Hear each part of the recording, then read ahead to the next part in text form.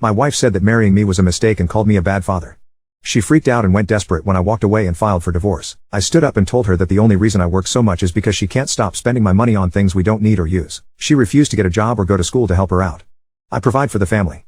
I'm always at her important dates, functions, doctor's appointments, anything she needs. I don't want this anymore. I'll have my lawyer send her the papers when she writes it up. I got my daughter's things and left with her to my sister's. It has been 2 days and she keeps calling and texting saying she is sorry, she misses me, and that she didn't mean it. Update, I decided that I had to make sure she knew how serious I was. We sat down, and I flat out told her that I couldn't do this anymore. The fighting and threat of divorce have to stop.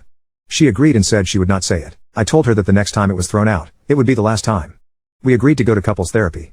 It was eye-opening. Things were said, feelings were brought up, and outside professional views helped us understand the other better. After a few sessions, I thought we were doing better. She started to apply herself more.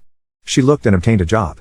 Made some friends and got a hobby. That was until an argument started because we had plans regarding our daughter that she overlooked and couldn't cancel the other plans she had made with some new coworkers. At what I considered the end of the argument, she said under her breath, "I knew marrying you was a mistake." I looked at her and the thing I remember most is how I did not recognize the woman that was standing there. She looked different in my eyes. I didn't know who the woman in front of me was. I asked her to repeat herself. She said, "I should have divorced you years ago." I walked away and took my daughter. She freaked out and asked what I was doing. I explained to her that I had warned her. She was refusing to let go of my clothes and went desperate, saying that she would unalive herself if I go. I did not bother to look at her and drove away.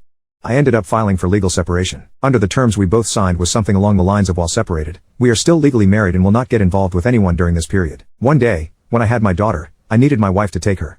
I let her know a week before, and she agreed. The morning of at 7:30 I went to drop her off at the house and noticed an unfamiliar car in the driveway. I go ring the doorbell and wait with my daughter when a shirtless man about 20 opens the door and asks who am I and what I want. I asked for my wife. He calls her, and she comes around the corner in a robe and her fave goes from curious, shocked, horrified, sad. Needless to say, in 3 months when the legal separation ends, I'm filing for a decree of dissolution of marriage.